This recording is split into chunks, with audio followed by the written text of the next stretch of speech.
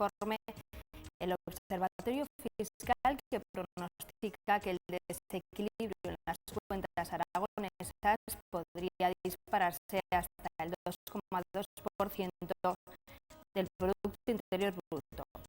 Analizaremos con nuestros invitados esta información y hablaremos de la imputación en el caso Bárcenas, el que fuera 3 veces ministro en los gobiernos de Aznar, Ángel Acebes, por cometer, según estima el juez Ruz, un delito de apropiación indebida por el uso del dinero de la Caja B del Partido Popular. Y concluiremos nuestro programa de hoy hablando de la concentración que esta misma tarde varios colectivos educativos han protagonizado en las inmediaciones del edificio Pignatelli en protesta por los recortes en educación. Para tratar estos temas ya nos acompañan esta noche Jorge Azcón, concejal del Partido Popular en el Ayuntamiento. Buenas noches. Hola, muy buenas noches. Pascual Moreno, médico. Buenas noches. Buenas noches. Y Maru Díaz, portavoz de Podemos Zaragoza. Buenas noches. Buenas noches. Bueno, comenzamos hablando, como anunciamos hace unos instantes, del déficit en nuestra comunidad. Según el Observatorio Fiscal, este año el gobierno de Luisa Fernanda Rudi volverá a incumplir el objetivo con un desequilibrio del 2,2% del PIB. Desde la DGA piden tranquilidad y alegan que la situación no es comparable con la de 2013, que es la que se ha tomado como referencia. ¿Cuál es vuestro análisis de estos datos, Jorge? Pues yo creo que cuando se habla del incumplimiento del déficit, lo primero que hay que fijar es posición. Es decir, me explicaré, porque tú no puedes soplar y sorber al mismo tiempo, ¿no? Hay gente que defiende el cumplimiento del déficit y hay gente que defiende que es bueno incumplir el déficit. Lo digo porque la mayor parte de las posiciones de izquierdas no están a favor del cumplimiento del déficit y sin embargo oímos fuertes críticas cuando lo que se plantea es el cumplimiento del déficit. A mí me llamó la atención hoy leyendo el periódico una moción, creo que va a presentar Izquierda Unida en las Cortes de Aragón, hablando de la imposibilidad de contratar más deuda, es decir, por lo tanto de contratar más deuda, por lo tanto de seguir generando déficit. Y en la misma página del mismo periódico, en el Heraldo de Aragón, había unas declaraciones de la portavoz de Izquierda Unida criticando por el incumplimiento del déficit. Lo que no se puede es criticar el déficit o criticar el incumplimiento del déficit. Dicho lo cual, yo creo que la situación de déficit de la que hablamos ahora hay también que ponerla en números, ¿no? Es decir, de lo que estamos hablando ahora es de que hay un informe del cual yo discrepo y tendremos seguro oportunidad de entrar en él, que dice que el incumplimiento del déficit de Aragón será del 2,2. Seguro que la mayor parte de la gente que nos está viendo en este momento no se acuerda de que en el año 2009 el déficit estaba en el 11%. En la actualidad, Aragón tiene su tasa de déficit, tiene que cumplir un déficit en torno al 1%. Y hay un estudio que dice que va a ser de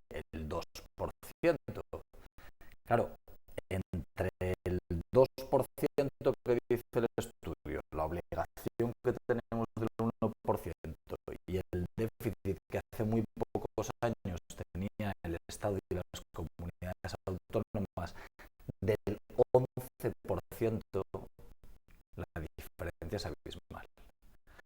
España ha hecho un recorrido en la reducción del déficit que creo que es incuestionable, y es ese recorrido en la reducción paulatina del déficit el que ha permitido, entre otras cosas, que hoy España esté creando empleo en lugar de destruyéndolo, que es el dato más importante cuando hablamos de la economía.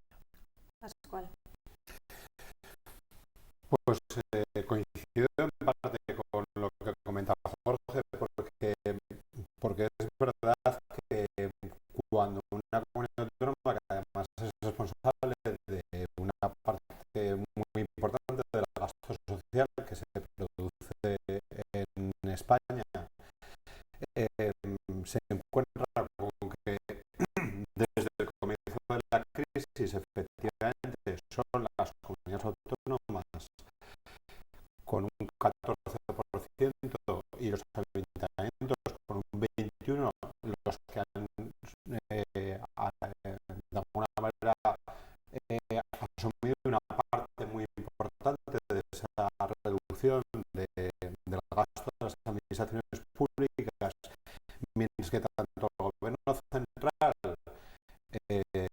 merced fundamentalmente a los intereses de la deuda, y la seguridad social, merced a que se han incrementado las personas en situación de pensionistas, han tenido que incrementar porcentualmente el gasto, pues eso lleva un callejón sin salida en un escenario en el que además las comunidades autónomas, lo cual rompe nuevamente el discurso ese de la descentralización de este país, son responsables del gasto, pero escasamente de los ingresos, y tienen una capacidad muy escasa de controlar los ingresos. El gobierno central, desde hace tiempo, tendría que haber repensado un modelo de financiación de las comunidades autónomas, y es un melón que no quiere abrir por muchas razones, el debate territorial, pero también porque ahora mismo no procede, porque eso significaría obligatoriamente replantear un incremento de los ingresos, que significa más fiscalidad y que significa un escenario electoral amenazante, ¿no? Y esa es la realidad. Y ante esa realidad, yo entiendo que un gobierno autonómico que ha llegado a tocar hueso en algunas de las cuestiones en las que ha llevado a cabo reducciones fundamentales del presupuesto, diga, pues hasta aquí, y esta es la raya. Y en ese sentido, yo tengo que decir que estoy de acuerdo en muchas de las cosas que se plantean, sobre todo cuando estamos hablando de control presupuestario sobre aspectos tan importantes como sanidad o como la educación. Claro. Yo lo primero que querría analizar es dar un paso atrás y decir qué sentido tiene que aparezca este informe ahora, y qué sentido tiene que se penalice y se condene a las comunidades autónomas. No creo en la objetividad absoluta de los informes, y sobre todo viniendo de donde vienen, y por lo tanto me planteo qué sentido tiene condenar a las comunidades autónomas. Yo creo que es una forma, por un lado, primeramente, de despenalizar el incumplimiento del déficit al Estado central, alegando que el incumplimiento del déficit de forma mayoritaria va a ser por parte de las comunidades autónomas, y por lo tanto es una forma de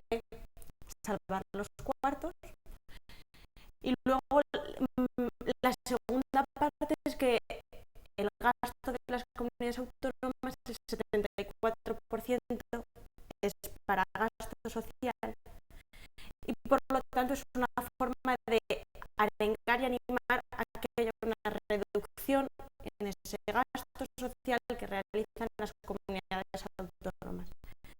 Es algo así como decir que haya una reducción en sanidad y en educación, que son los grandes pilares del estado de bienestar y que de los que se encargan o sobre los que recaen las comunidades autónomas. Y respecto, ya entrando a lo que es el informe en sí mismo y entrando al problema de Aragón, a mí no me asusta tanto el incumplimiento del déficit del 2,2% y sí que me asusta otra cifra del informe en la que pone que la reducción de gasto no financiero en Aragón ha sido del 3,1%. Eso significa que el gasto no financiero en Aragón, de nuevo, pilares importantes, educación y sanidad, está siendo reducido. Por lo tanto, el incumplimiento del déficit no es por despilfarros en cuestiones de servicios públicos, sino por otros despilfarros o otros problemas que tendremos que analizar.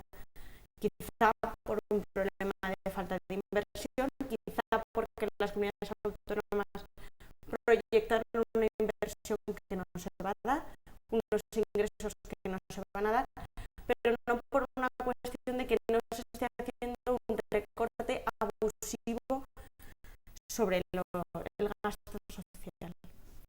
Jorge. Un gasto no financiero, hablando desde un punto de vista de Hacienda, no es gasto social. El gasto no financiero es el que incluye el capítulo 1, capítulo personal, capítulo 2, capítulo de gasto corriente, o también en el capítulo 4 de transferencias a familias, o incluso el capítulo 6 que se refiere a las inversiones. Por lo tanto, el dato de reducción del gasto no financiero desde el 3% y trasladarlo o compararlo directamente con una reducción del gasto social no es absolutamente trasladable, lo cual no quiere decir que es verdad que haya un dato de reducción del gasto no financiero, porque evidentemente hay que cuadrar las cuentas, pero hay una realidad que es la de que hablaba antes Pascual, ¿no? Es decir, evidentemente o se suben las magnitudes y las cuentas de una administración pública. Ponemos el ejemplo siempre de las familias, pero hay una realidad, es decir, es que no son tan difíciles. Es decir, cuando tú no cuadras tus impuestos, los cuadras ahora, se incrementan los ingresos y por lo tanto los incrementas subiendo los impuestos o haciendo deuda. Yo creo que la situación en la que se encuentra Aragón, comparándola con otras comunidades autónomas, es una situación que se encuentra muy en la media, ¿no? Y sobre todo a mí me gustaría que volviéramos a hacer hincapié en esa idea, es decir, cuáles son los grados de incumplimiento del déficit que actualmente tiene nuestra comunidad autónoma de Aragón con los que ha tenido en el pasado respecto de los objetivos marcados por la Unión Europea, o me vais a permitir, yo que soy concejal del Ayuntamiento de Zaragoza, que hable de mi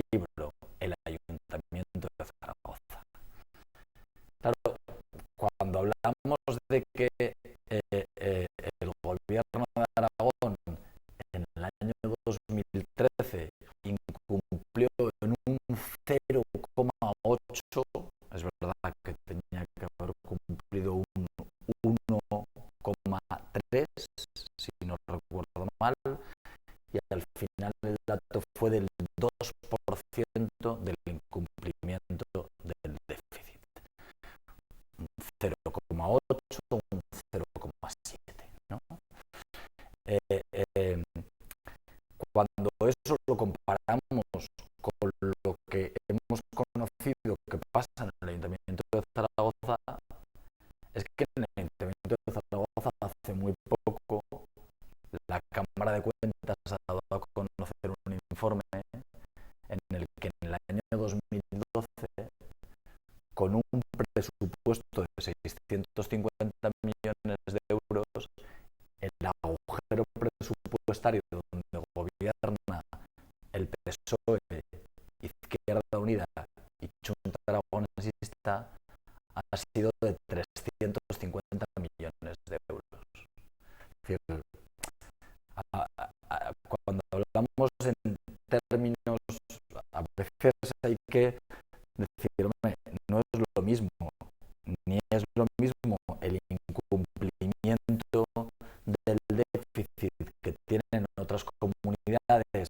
Me da igual que hablemos de Valencia, de Cataluña o de Andalucía, que hablemos de otras administraciones de las que tenemos aquí más cerca, como es el caso del Ayuntamiento de Zaragoza, donde gobierna el Partido Socialista, Izquierda Unida y Junta Aragonesista, y donde el incumplimiento de las cifras de nuestro presupuesto han sido escandalosas, y no de un 0,8%, sino que las mires por donde las mires. Pascual. Bueno, yo creo que hace falta replantear el escenario fiscal en este país. Desde hace tiempo yo creo que no puede ser que, porque se nos explica que no hay dinero, pero realmente seguimos en 5 puntos por debajo de la media de Europa, que también está sufriendo esa crisis. En 5 puntos menos de ingresos fiscales, ¿no? Y eso no significa que haya que subir los impuestos a la gente. Eso significa que hay que replantear cómo se reparte la tarta de los impuestos, ¿no? Y probablemente significa pues que algunas grandes empresas que se están librando de pagar impuestos, al menos paguen el 15% en este país, cuando el tipo está muy por encima, pero donde hay muchas triquiñuelas, lo que se llama ingeniería fiscal, para poderse liberar de esos pagos, donde sigue habiendo mecanismos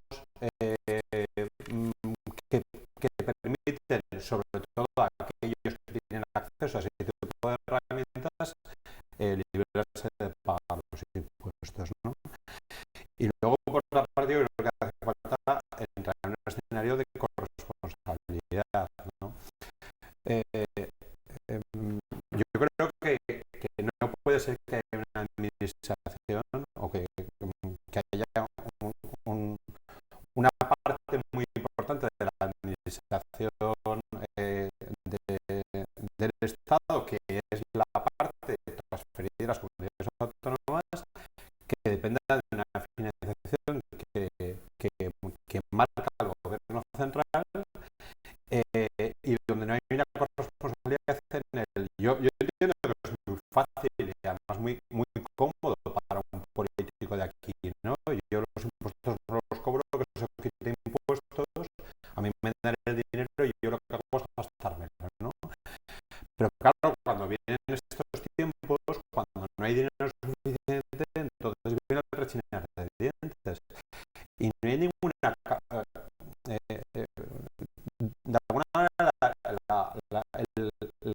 la metáfora que utilizaba Jorge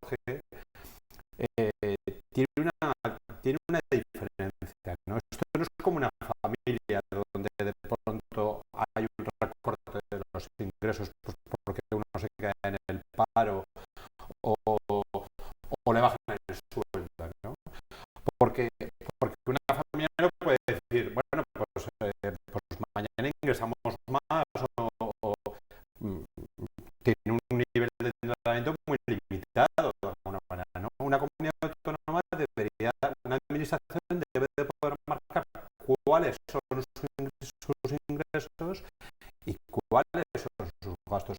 Y si una comunidad autónoma determina que la tasa impositiva que quieren poner sobre sus ciudadanos es mayor, porque esa es su opción ideológica, que lo puede hacer. Y ahora mismo eso no ocurre. Eso se toma las decisiones desde el gobierno central. Y la capacidad de marcar una diferencia nunca sube más de un punto o 2 puntos en IRPF, como mucho. Y estamos hablando de una de las herramientas fiscales que puede tener un gobierno, ¿no? Entonces, yo creo que aquí falta que de verdad haya descentralización. Yo no soy nacionalista, pero sí que creo que si determinados servicios, determinadas prestaciones se tienen que gestionar desde el ámbito de una comunidad autónoma, desde el ámbito de una región, que se le den todas las herramientas, tanto las de los ingresos como las de los gastos, porque si no, efectivamente, lo único que está haciendo es, en un escenario como este, tratar de ver cómo ajusta algo que no cabe, cómo trata de meter un cuerpo en un traje que es la capa pequeño. Vale, para concluir. Sí, yo lo que querría volver a recalcar que cuando hablamos de déficit, de nuevo parece que hay un problema de gasto y que cuando uno accede al informe no está siendo un problema de gasto.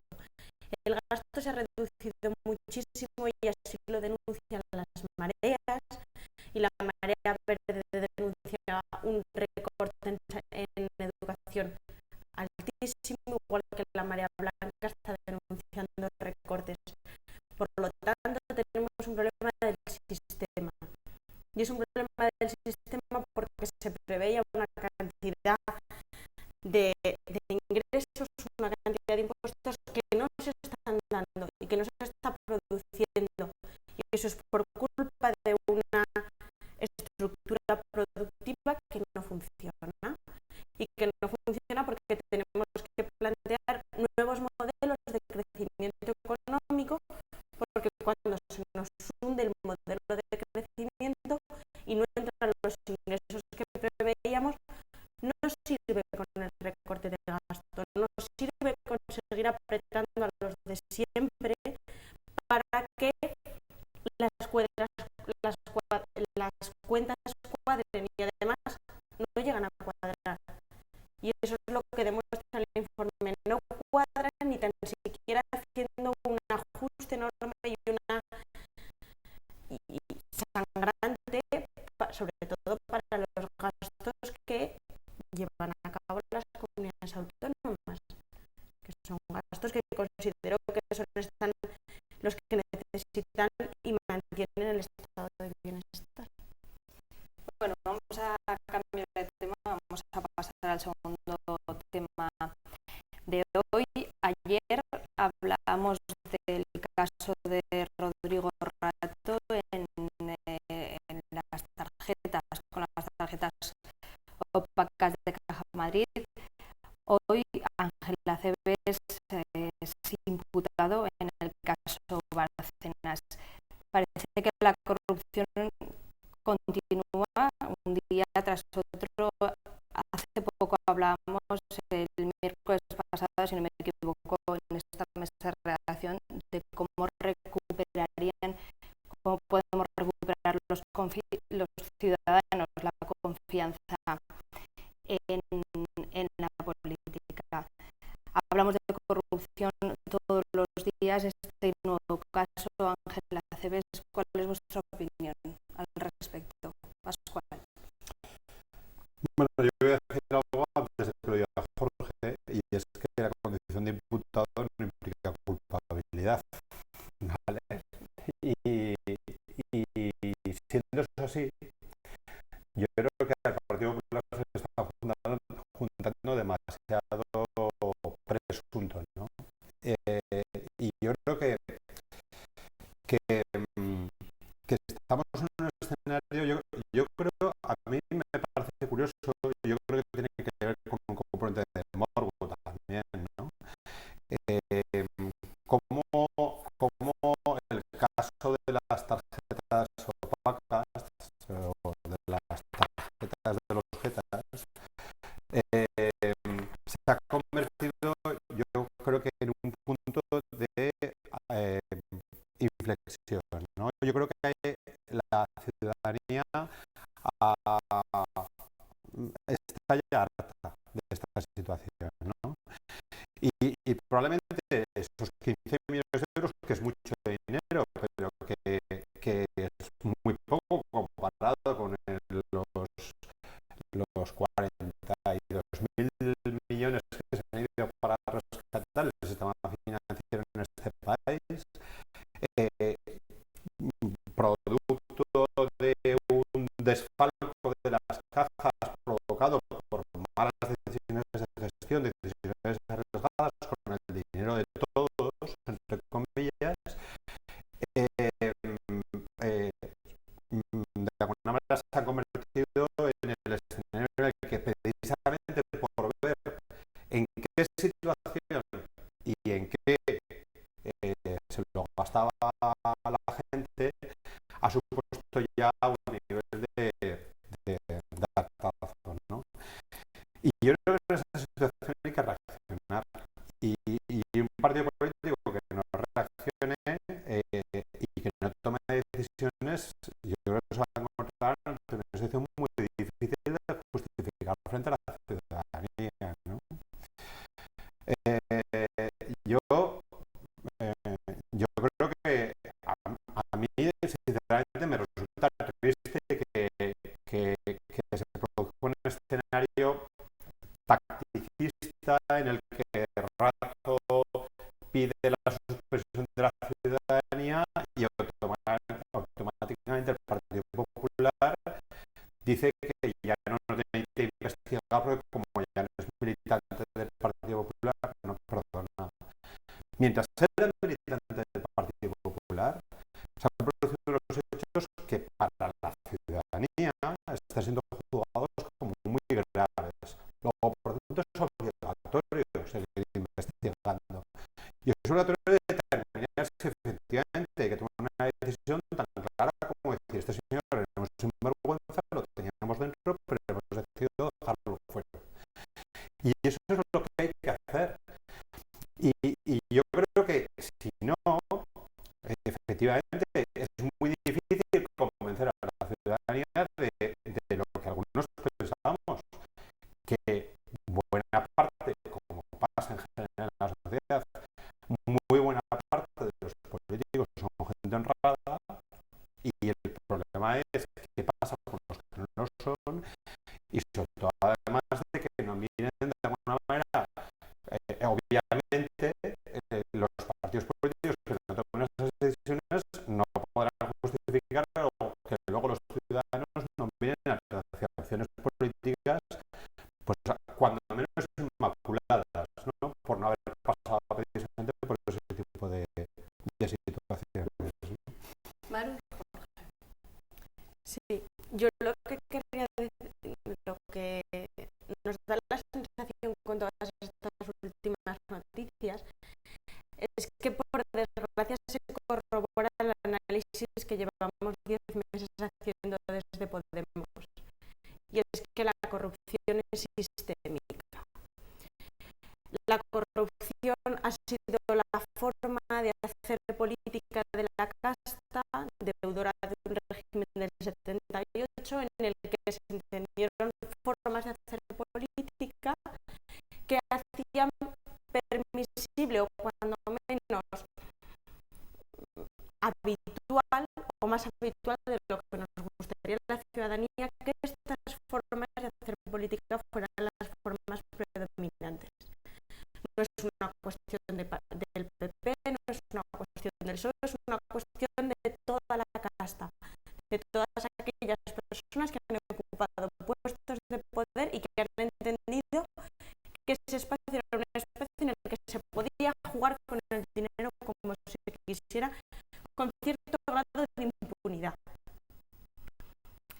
Al margen de eso, yo considero que es muy importante que los políticos den ejemplaridad a los ciudadanos, y no una ejemplaridad legal solamente, porque en los medios se han llenado con la posibilidad de que no fuera realmente un delito lo de las tarjetas negras, o si fuera un delito.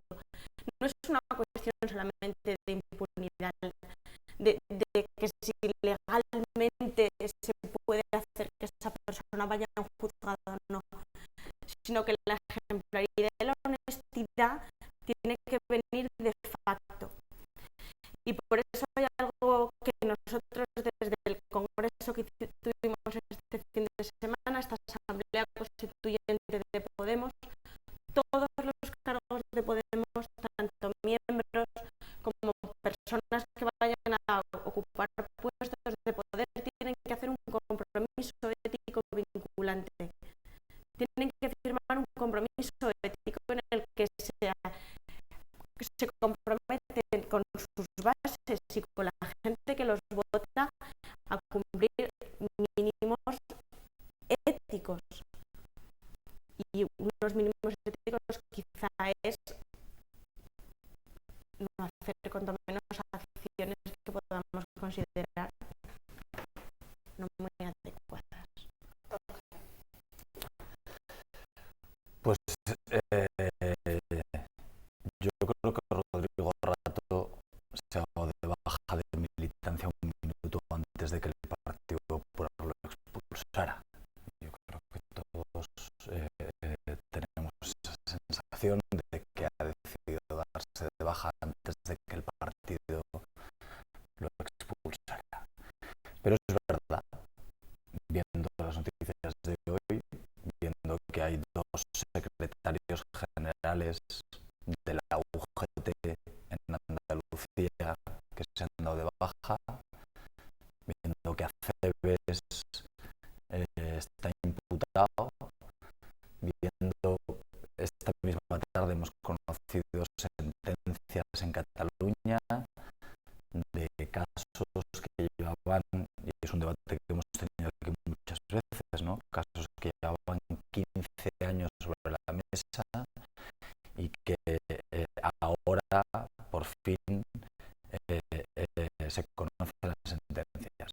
Pues eso implica que hay una buena noticia y que hay una mala noticia. Evidentemente hay una mala noticia de lo que significa la corrupción en el sistema institucional, en la política española. Y esa es la mala noticia. La buena noticia, evidentemente, también es que al final todo eso está en la justicia y al final, por desgracia, aunque sea con mucho retraso, acaba habiendo sentencias. Digo la buena y la mala noticia porque yo creo que todos los afiliados del Partido Popular sentimos absoluto repugnancia de muchas de las cosas que estamos viendo. Que estoy convencido que todos los afiliados de la UGT sienten cosas parecidas por lo que están viendo que ocurre en Andalucía. Eso tiene que llevar a no hacer generalizaciones, a no hacer análisis de brocha gorda. Lo digo porque cuando hacemos análisis de brocha gorda, pues posiblemente cometemos injusticias, ¿no? Y a mí eso me parece que no me gusta. Maru ahora nos hablaba de Podemos y de este fin de semana y de la Asamblea Constituyente que han tenido. A mí no se me ocurriría decir, porque creo que no es cierto, que Podemos sea una organización democrática. Independientemente de que ahora haya una polémica sobre que haya habido un cambio en las reglas en el minuto anterior y que al final, por cierto, yo estoy muy de acuerdo con lo que está defendiendo el Círculo de Podemos Zaragoza y la propuesta de Echenique respecto de acuerdo en ese cambio. Matizarte que no es el Círculo de Zaragoza, que el Círculo avaló, pero es mejor si no es una cuestión del Círculo de Zaragoza. Luego nos cuentas, Maru, seguro que lo conocerás mejor que yo. Digo, pero me sirve el ejemplo para decir que evidentemente en esa asamblea constituyente que ha habido de Podemos el fin de semana, pues el domingo a última hora la organización decide que hay un cambio en la votación y se produce, y hoy hemos conocido un comunicado de prensa de Sumando Podemos diciendo que debería replantearse. Bueno, a mí no se me ocurriría decir que Podemos no es una organización democrática, igual que no se puede hacer generalizaciones con casos de corrupción que, aunque por desgracia sean muy numerosos, evidentemente nos repugnan, vengan de donde vengan.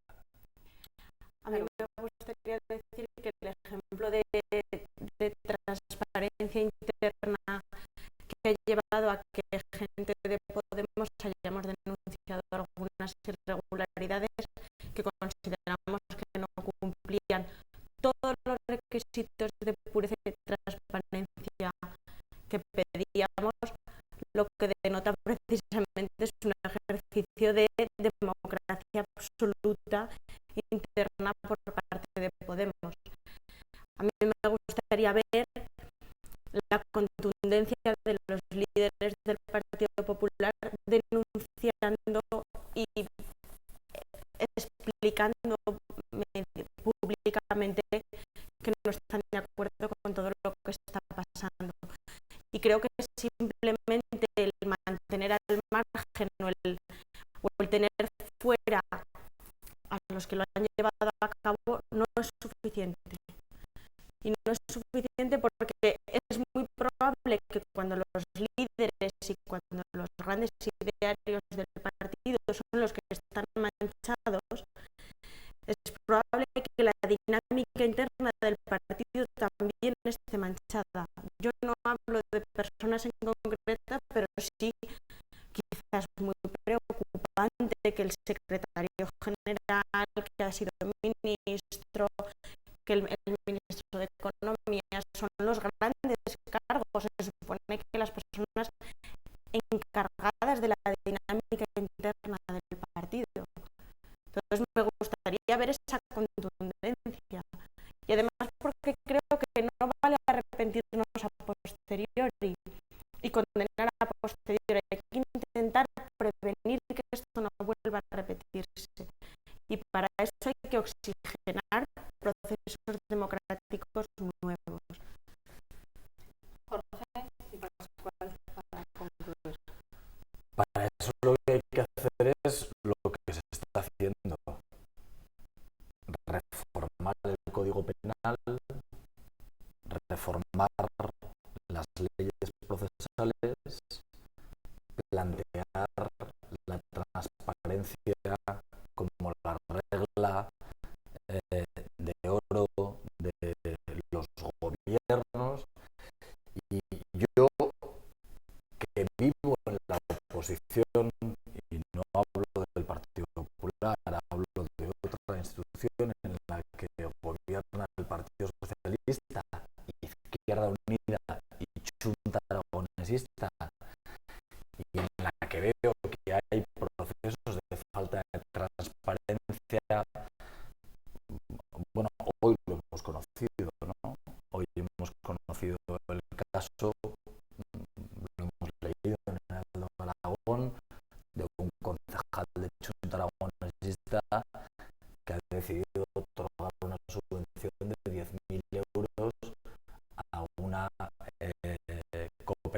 cooperativa de la que él es el fundador.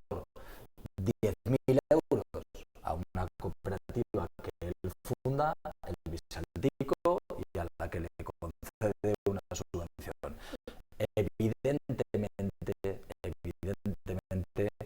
casos de malas prácticas políticas hay en muchos más de los que a todos nos gustaría. Pero reitero, yo creo que las generalizaciones de las que hablábamos antes no llevan a atajar el problema que tenemos encima de la mesa. Pero es que las generalizaciones se combaten singularizando. Es decir, por ejemplo, yo no entiendo por qué el Partido Popular no se ha personado en la causa que se ha abierto contra algunos de las personas que han formado parte de su estructura, de su... No, en el caso de las tarjetas no se ha personado.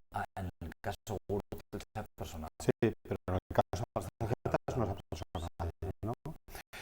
Y yo no entiendo que efectivamente el Partido Popular, independientemente de la decisión que tome Rato, porque si no, efectivamente lo que transmite es un teatrillo, tú te vas el minuto antes y yo luego digo que, bueno, pues ya me olvido, da igual, te vas, pero esto lo hiciste como militante y por tanto yo tengo la obligación de seguir investigando, entre otras cosas porque igual ya no te dejo volver, por mucho que hayas suspendido la militancia. Y yo creo que yo creo que no vale con decir que esto lo denunció el FROG, por ejemplo. Es que el FROG tenía obligación legal de denunciarlo en el momento que la auditoría de Bankia detecta lo que detecta con el nuevo equipo directivo y se transmite al FROG. ¿Qué va a hacer el FROG? ¿Meterlo abajo de la mesa? Es que era su obligación, no fue una decisión política. Entonces, yo creo que hay tantas cosas en las que hay que romper esa dinámica y en eso estoy de acuerdo con el análisis que haces, que pasa por otra cuestión. Es decir, el castigo a uno de estos no puede ser que Rajoy deje de llamarlo por su nombre y que cuando le preguntan las ruedas de prensa diga ese señor por lo que usted me pregunta y ya ha dejado de llamarse Bárcenas o ha dejado de llamarse por su apellido, ¿no? El castigo tiene que ser mucho más contundente y tiene que ser efectivamente que de alguna manera traduzca esa repugnancia que estoy convencido que muchos militantes del Partido Popular o de otro tipo de organizaciones se sentirán cuando se enteren de estas circunstancias. Bueno, vamos a cerrar nuestro programa de hoy, nos estamos quedando sin tiempo con esas manifestaciones, concentraciones que se han realizado esta tarde alrededor de las inmediaciones del edificio Pignatelli contra los recortes en educación. Simplemente una valoración rápida de estas concentraciones que se siguen sucediendo. Maru. Yo creo que mientras no se pueda derrocar la ley Wert, es necesario que las mareas sigan saliendo a la calle, que la marea verde siga tomando el pulso a las calles y reivindicando la injusticia que significa para la educación pública una ley que deja fuera, que imposibilita el acceso igualitario a la educación y que además potencia una posibilidad de privatización de la educación. Jorge. Mientras tengamos un 20% de fracaso escolar,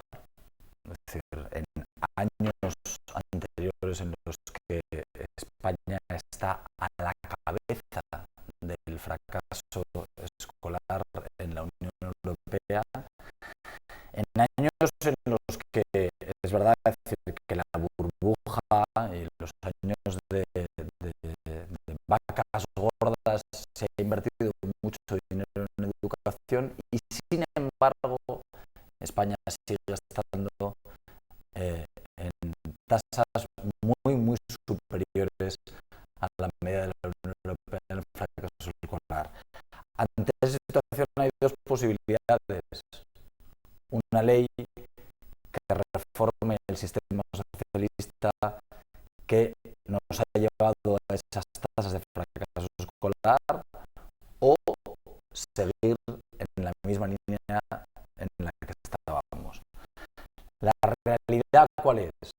Pues la realidad es que, aunque sea por desgracia en gran parte también culpa de la crisis, en estos años se ha reducido en 4 puntos la tasa de fracaso escolar en nuestro país.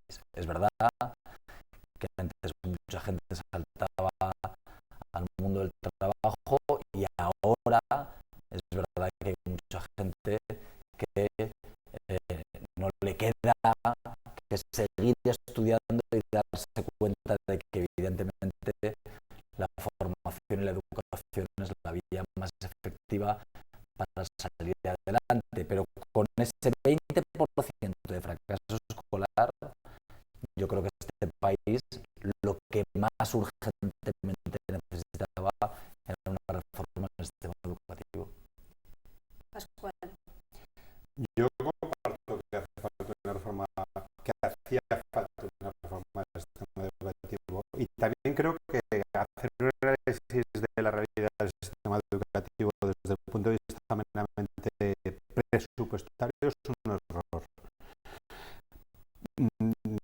Dicho eso, creo que efectivamente que los recortes que se han producido desde el punto de vista económico sin duda han impactado sobre la calidad o sobre las posibilidades de acceso a la educación, sobre las becas en determinados niveles educativos, obviamente.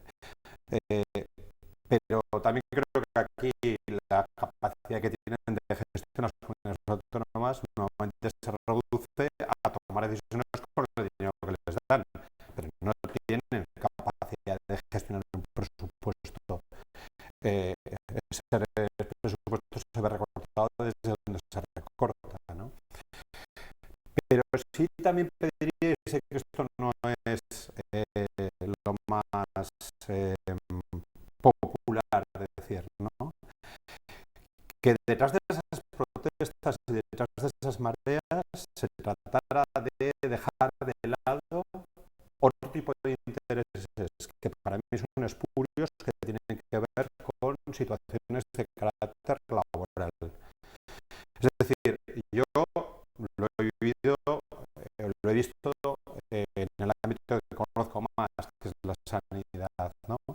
Buena parte de las protestas que se han podido producir en torno a reformas que se planteen en el sistema sanitario están cargadas de intereses de mantener el statu quo desde el punto de vista laboral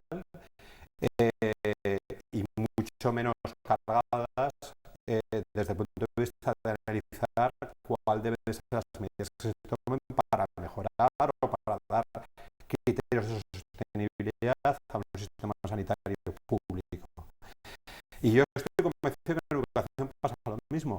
Es decir, detrás de este tipo de protestas muchas veces hay, y creo que sería exigible a quienes plantean esas propuestas que en aras efectivamente a cargarse de razón dejen de lado cuestiones que tienen más que ver con las reivindicaciones desde el punto de vista puramente laboral. Bueno, nos gustaría seguir hablando de este tema, pero estamos ya fuera de tiempo. Muchas gracias a los tres por haber estado hoy en mesa de redacción. A ustedes les dejamos ahora con el programa Play Zaragoza.